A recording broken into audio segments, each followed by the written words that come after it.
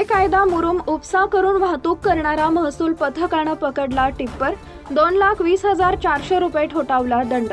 मंगळवेढा हिवरगाव परिसरातून अवैध मुरुम उपसा करून वाहतूक करताना महसूल पथकानं टिप्पर पकडून त्याच्याकडून कारवाई करण्यात आलेली आहे. दरम्यान 2,20,400 रुपये इतका दंड आकारला असून या कारवाईमुळे अवैध मुरुम वाहतूक व वाळू वाहतूक करणाऱ्या वाहन चालकांमध्ये खळबळ उडाली आहे. हिवरगाव परिसरात अवैध मुरुम उपसा होत असल्याची गोपनीय माहिती तहसीलदार मदन जाधव यांना मिळताच त्यांनी एक पथक पाठवून शहानिशा केली असता MH13CU 1540 क्रमांकाचा टिप्पर 4 ब्रास अवैधरित्या मुरुम भरून जात असताना शिंदे वस्तीजवळ पथकाला मिळून आला.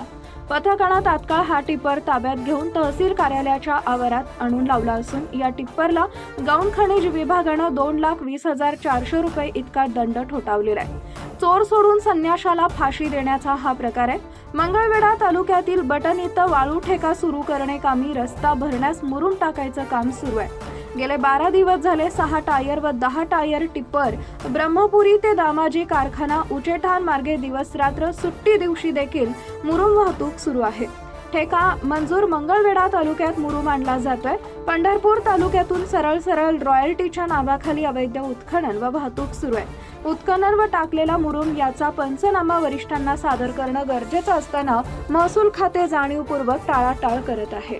चॅनल सबस्क्राइब करा, बेल आयकॉनचे बटन दाबा, सोबत शेअर करायला विसरू नका.